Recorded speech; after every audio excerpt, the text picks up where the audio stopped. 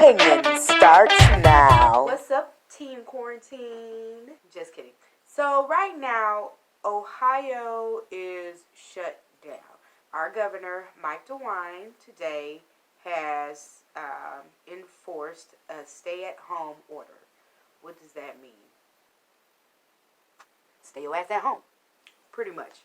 Right now, the order is in place for the next 2 weeks. Governor Mike DeWine has ordered all Ohioans to stay at home and not to travel unless it is for an essential need. So no trips to the hair shop. Ooh, how much is this wig? It ain't for sale. We closed. Out. No more clubbing on the weekends. Ooh, I'm in the club. Woo-hoo, you're under arrest. No going to your boo's house when his mama is at work. Drake, tell that little girl to quit blocking my driveway. I thought you said your mama was at work. I hope she know you ain't got no job. Because she's ordered to stay at home too. Only essential traveling and essential trips can be made, like trips to the grocery store, trips to the pharmacy, trips to the doctor if you got that that coronavirus. Coronavirus is getting real. So if it ain't for food, medicine, or to go to the doctor, you better stay your ass at home. Governor Mike DeWine is not playing with you. There are consequences that you will have to deal with if you're not following the order. What are those consequences? I'm not sure, but I can Google them for you real quick. Hold on.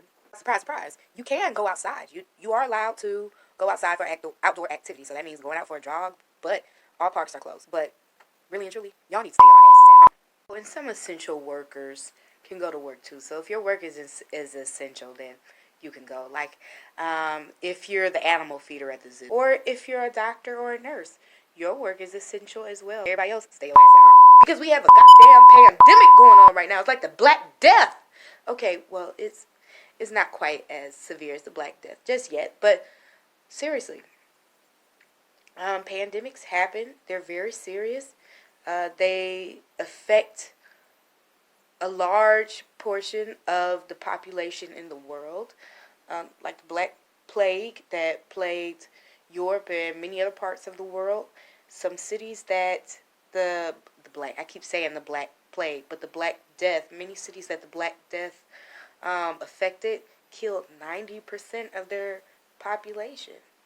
So I'm not saying this is going to happen with the coronavirus, but experts know little about it. It's new. There are different types of coronaviruses, sure, but this particular strand, or whatever we're going to call it, is new. People didn't know about it, and that means people have not had time to study or research it. We're learning about it as cases develop. So this is truly a scary time, yeah, but this is a time not to be fearful, but to take extreme precautions. So this shutdown or this stay-at-home order is a measure that's been taken to that's been put in place to take extreme precaution. Since we don't know much about it, we don't want many more people getting sick. There's already a high number of people who are sick and dying, or who have died from this virus. So we want to contain it. We want to get it under control. So Mike DeWine has ordered that we stay in the house so we don't get the whole population in the U.S. sick. So stay your ass at home until we get this under control, okay? And we don't want to overwhelm our medical system, you know. So if you can stay at home to prevent the spread, okay, that's what we're doing. We're preventing the spread. We're preventing the spread. Let's do all we can to put a stop, or at least slow it down, so that scientists and medical professionals can take some time to study those who already have it and not risk infecting any more people, because otherwise we'll be treating more than we're able to discover about the disease, and hospitals will fill fast, too fast to treat, even too fast to treat, too fast to study. So stay your ass at home. Let's fight this thing together. We're going to go through it. This happens every century. It seems there seemed to have been some type of pandemic. We're a little overdue. And many of us, quite a few generations, have never experienced anything like it. You're going to be in the house for 2 weeks. How tragic. You're going to be so bored. Let's spend some time together. Let's find some cool ways over the next 2 weeks to entertain ourselves. Now, in another week, I will be going back to work, but I'll be working from home. But in the meantime, let's figure out ways to enjoy this time and soul search and connect with family and get closer. And let me say this, what we are experiencing right now could possibly be tragic. Yes, it's a scary time, but this is also a time where we are learning, we are growing as a nation. Things will be, once this is over, things will be so different. What's happening right now, it's not just people getting sick. Policies are being challenged.